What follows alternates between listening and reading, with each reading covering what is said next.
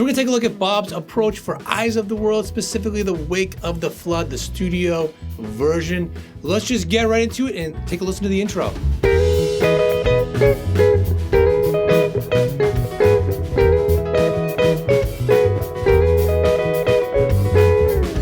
So we're not going to look at, note for note every little thing, but kind of the main ideas, the loose approach for each section from this version. And this is a good stepping stone for kind of all the versions, just be little variations on the themes that he's got. So what's going on with the tune? It's in the key of E and it's in E major. So unlike most dead tunes that revolve around a Mixolydian mode, this is major, and they play the major seventh every time they play the E, and that gives it a very distinct sound. So he's playing it up here around this E shape right here, just like E in the K system. You move it up here, and there it is again, E in the E shape, but with this note right here, gives it that jazzy sound. So he's just playing these two notes, and then playing all three right there, and then just giving a little melodic movement.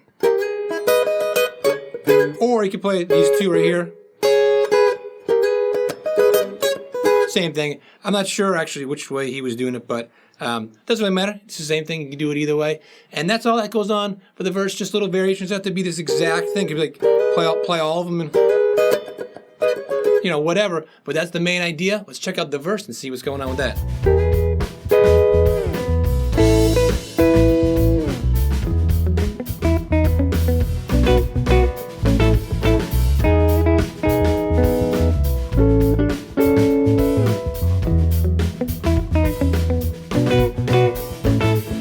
So here, it starts out the same way, but then just plays like that, so it's like kind of, slowing the rhythm down. It's not just that fast stuff that goes on during the intro and then happens during the solos and things too. So a little bit of space there, right? And then for the A, it goes to an A, playing around this shape right here. Just plays these two notes. And then up here, the B, that's a second in relation to A. Slides down, a lot of sliding up and down. And then this little palm muted thing, which he does later on too during the chorus.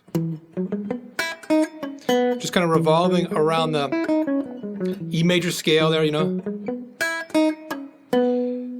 then we've got B minor to A, but he plays just the top four strings and kind of goes kind of back and forth. So it's like the lower ones higher and really short. Staccato.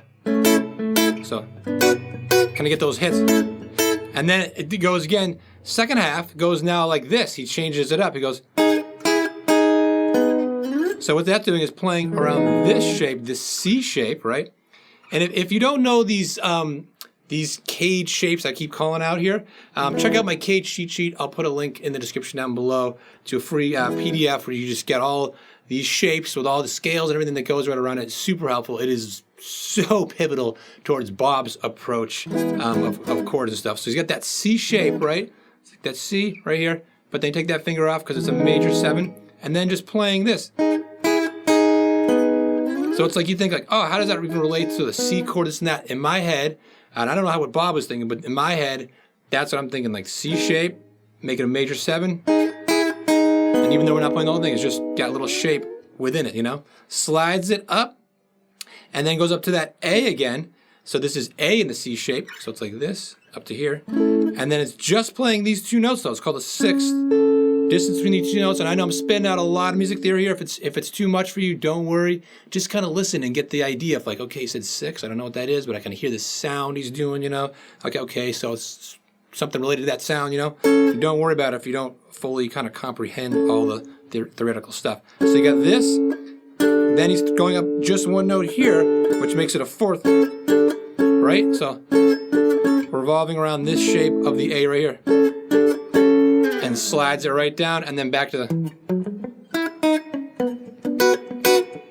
and that's all the same there. So the second half of the verse is just a little variation would do that. It's just the theme of Bob's to be developing different themes. But let's just keep moving forward. There's so much to this tune. Let's check out the pre-chorus.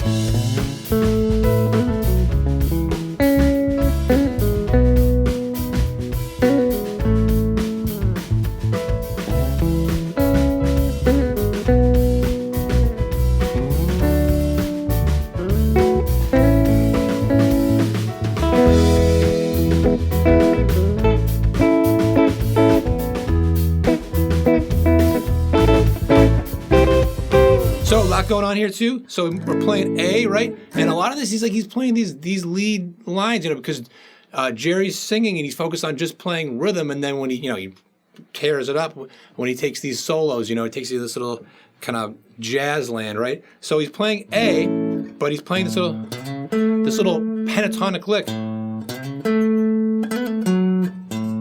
sliding up, and then C sharp minor, going. Got a little motorcycle going by. I don't know how much you can hear that. Then we got, and then moves it down, and then to B, similar little lick there, and then A just grabs just the one note right there, just A right there, in that shape, and then comes up to the C sharp minor and slides into it. Oh, same thing. B holds on it, slides down, and then D. This is really cool. Right here, your D, or this is your D in the G shape, right? Slides. So it's playing sixth. But playing notes that are only in the chord, playing these 4 notes. So you could have just gone like this. You could have played a D like that. Could have played it here. Could have played it like this. Gotten real fancy, but instead he broke it up, sliding into it, sixth, and then the next set of 6. Very melodic, such a cool sound. I love that kind of stuff. Right, and then right to an A, and now playing around it like this, and just hammering down like this. Minor third to major third, and then to an E, and playing E, C shape, but only these 3. So it's an E triad. Again, a lot of stuff I'm spitting out here, but here's an E triad, a root position, 2 open strings, and then plays it backwards, picking, like that. So many things he's doing to add variety. And then as soon as he does this big open sound, he now closes that shape, that C shape, and plays it really short. So it's like really open sound, and then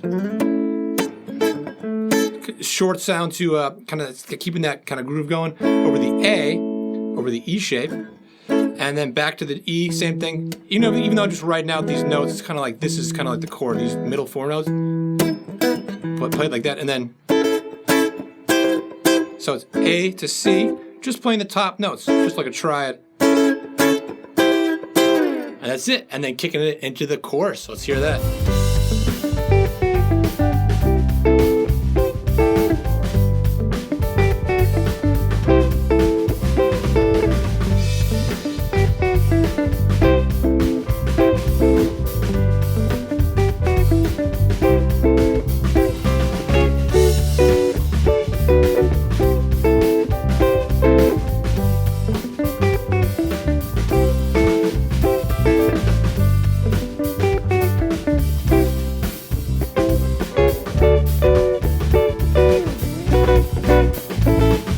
So now it's changing. This is originally changing up, getting out of the key. It's going G, C, right? So there's so much, harmonically, rhythmically, everything melodically going on with this tune. It's such a beast of a tune. I love it, and I'll never get tired of it. And going to the G, but he's playing that same thing from 3, 4, E, but now just up 3 frets to G, right? And it's the same thing. With that palm muting, right? Keep that palm on the bridge here, without it. Gives it kind of little itsy cutesy whatever sound. And then we've got, this is really cool here, playing a C, playing this the top 3, and then playing this 6th like this. So it's you can also think of it as an A minor triad, but we'll just think of it as a C6, back and forth. And sometimes actually the studio version he just plays this one note, but sometimes plays the whole thing. I just wrote it out, the whole thing, all 3 notes there. And then, so cool, because G, C, it's like the most common thing in guitar-oriented music that you hear is G, C, D, stuff like that, just G, C. And rather than just playing G, C, or okay, now I'm going to learn some K shapes, move around, yes, and now you're playing, and it's good to start opening up, or maybe you play up here. But he's doing this, little melodic line there, and then it's such a cool way of just playing, G to C. So he does that 4 times, right?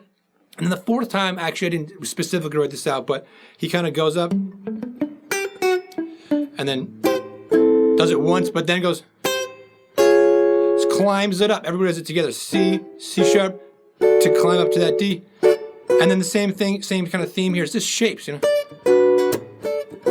Back down. And then 2 times of that. And then second time, same thing.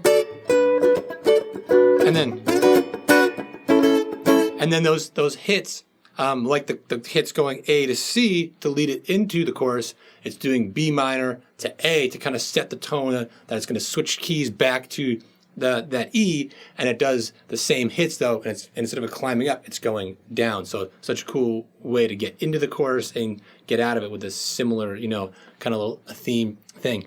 And that's it for the main parts. Now we've just got the solo sections. Let's hear the first one.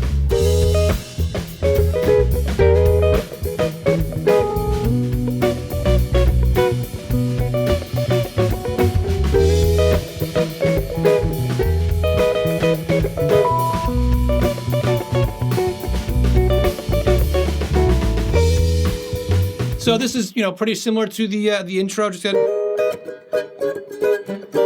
kind of jamming on that same theme, and then it goes to the B minor. So playing on this B minor, E minor shape, just playing the B note and then playing the top 2 strings, going. That's just going like this.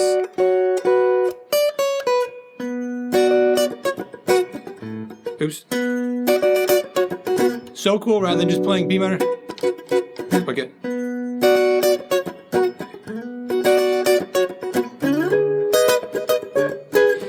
And really keeping that theme going. So he's got a real melodic movement. There's so many different parts and lines moving in this. It's such a cool way of everybody's weaving in and out. And now let's hear this second solo. That's a little bit different. They just add 1 chord to it.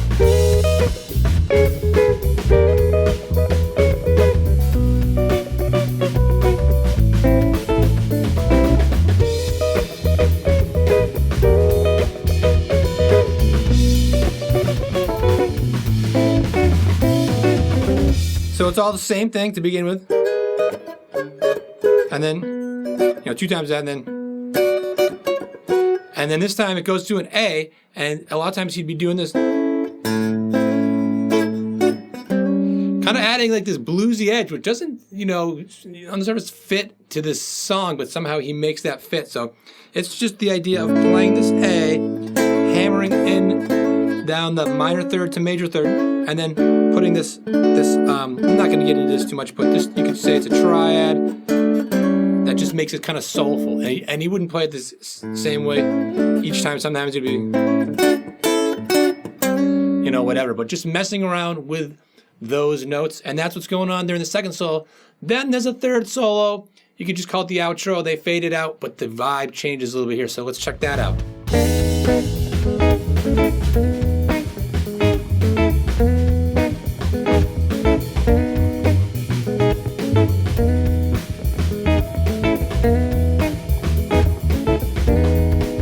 So now it's just jamming on the E major 7, right? And he's playing down here on that C shape again with the major 7. And then it's throwing in an A, but it's going so quick, it's not like it's really E, A. It's more, I think of it as still jamming on an E major 7, but the rhythm changes. It goes like this. It slides just these 2 notes, and then, slide these 2 notes, and then this here, and then the rest of the chord. Which is one of the themes throughout, kind of like playing a low note, or a low couple notes, and then the higher ones, kind of like right here, so like that, and it just does that, like this, to the A shape, right, or E shape, but A in the E shape, so.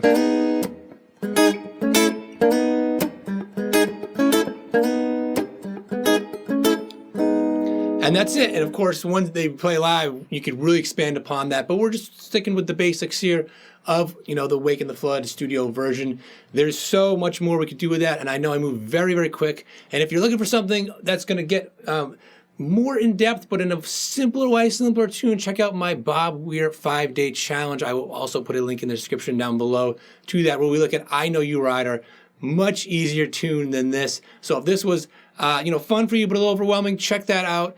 It comes over 5 days in your emails with lessons every day and a backing track and all kinds of stuff, PDF that you can then follow along and have fun learning the Bob approach. Hopefully you have as much fun doing this as I do, because I could just do this every day. I love listening and figuring out his playing. And if you want to check out another breakdown, check out this video right here, breaking down Big River from Bob. See you then.